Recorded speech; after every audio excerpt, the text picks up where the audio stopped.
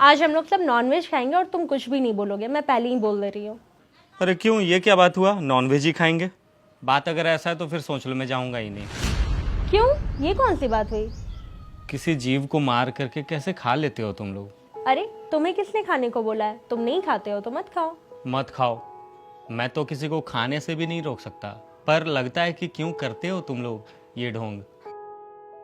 अपनी मौत और अपनों की मौत तो बहुत ही ज़्यादा डरावनी लगती है, बाकी की मौत को तो एंजॉय ही करता है इंसान। मौत के स्वाद का मज़ा लेता है इंसान। आजकल बेजुबानों का मौत ही हमारा स्वाद बना हुआ है। गाय का, बकरे का, मुर्गी का, भैंस का, हिरन का, सूअर का, हलाल का, बिना हलाल का, ताज़ा बकरे का, तीतर का, मुर्गे का। किसी का पसंद भुना हुआ तो किसी को ग्रेवी लगाकर चाहिए, किसी को बड़ी मछली पसंद है तो किसी को छोटी मछली। सबके पसंद अलग अलग। किसी को हल्की आंच पे सेका हुआ चाहिए तो किसी को तंदूरी चाहिए। न जाने कितने कितने नहीं बल्कि अनगिनत स्वाद है मौत के। किसी बेजुबान निर्दोष का मौत और स्वाद हमारा। स्वाद के नाम पर कारोबार बन गया है मौत।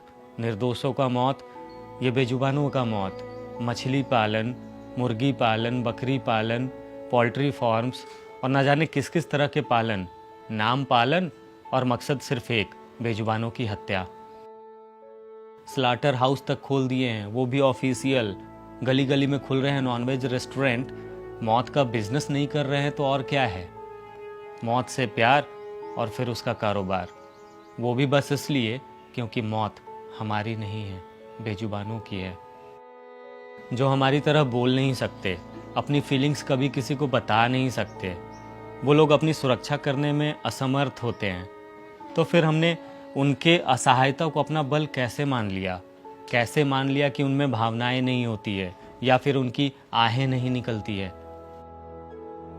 डाइनिंग टेबल पर हड्डियां नोचते माँ बाप अपने बच्चों को सीख देते हैं कि बेटा कभी किसी का दिल मत दुखाना, कभी तुम्हारे वजह से किसी के आंख में आंसू नहीं आना चाहिए, कभी किसी की हाय और आह मत लेना।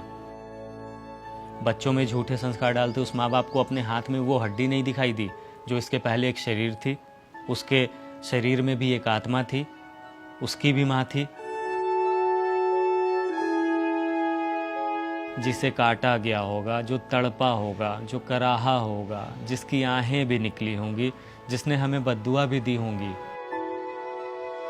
कैसे मान लिया कि धरती पर जब जब अत्याचार बढ़ेगा तो भगवान सिर्फ तुम इंसानों की रक्षा के लिए अवतार लेंगे? क्या निर्दोष बेजुबान भगवान की संतान नहीं है? क्या उस ऊपर वाले को इन बेजुबानों की चिंता नहीं है? कभी सोचा है किसे ठग रहे हो? भगवान को, अल्लाह को, वाहेगुरु को या फिर जीसस को? आज तो मंगलवार है, भगवान के दिन आज तो खाएंगे ही नहीं। आज तो शनिवार है यार, आज तो सवाल ही पैदा नहीं होता। नवरात्रे आ गए हैं, नवरात्रि में तो बिल्कुल ही नहीं। झूठ पर झूठ, झूठ पर झूठ, झूठ पर झूठ। किसे ठग रहे हैं हम लोग? हमारे ही बच्चों को अगर कोई खाए तो हमें कैसा लगेगा?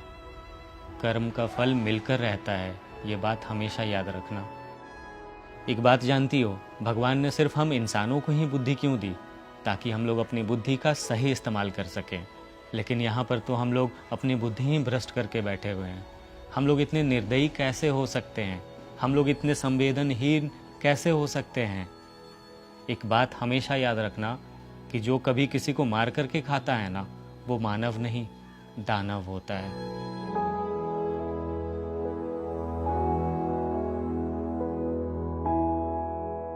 शायद अब कुछ भी समझाने की ज़रूरत नहीं है, बस इतना ही कहूँगा कि बेजुबानों के भी दर्द को समझिए। वीडियो अच्छी लगी है तो पेज को फॉलो ज़रूर कीजिएगा और निशांत पे अपना प्यार बनाए रखिएगा। जय हिंद।